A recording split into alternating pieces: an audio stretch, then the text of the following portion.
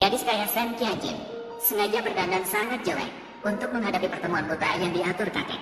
Kejadian kebetulan, calon pasangannya, Cheng Fu, juga sengaja berpakaian sebagai tukang pipa, pergi untuk janji pertemuan. Pertemuan buta bisa terlambat, jadi bukan salahku.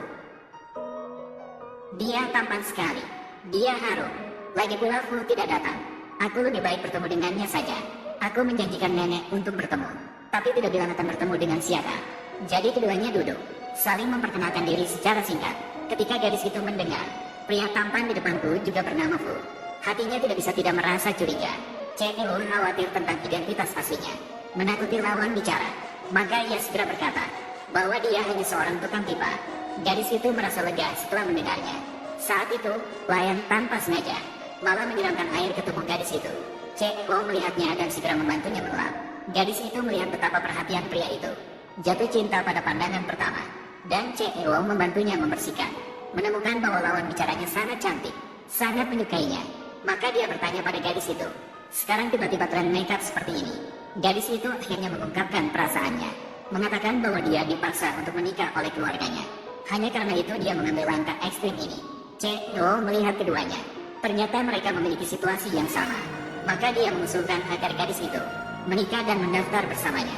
Dengan begitu, keduanya setuju. Mereka pergi ke kantor catatan sipil untuk mendaftar. Saya pergi menjemput telepon. Apa? Dia datang untuk bekerja di FUS.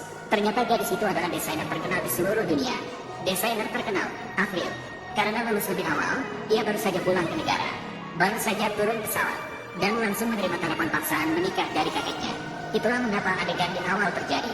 Gadis itu baru saja pulang ke rumah, dan langsung diinterogasi oleh kakeknya. Maka dia segera manja dengan kakeknya, menyatakan bahwa dia tidak hanya pergi kencan buta. Mereka menikah. Kakek senang mendengarnya, bersiap untuk berbicara dengan Nyonya Fu, membahas persiapan pernikahan. Gadis itu ketakutan dan segera jujur. Pasangannya bukan Fu Shao. Kakek marah mendengarnya. Gadis itu segera memberikan obat penenang.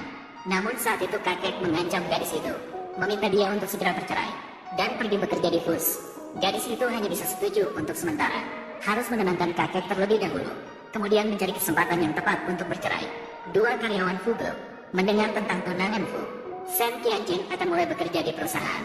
Maka dia berpikir untuk menyenangkan dia, untuk naik jabatan dan mendapat kenaikan gaji. Gadis itu baru tiba di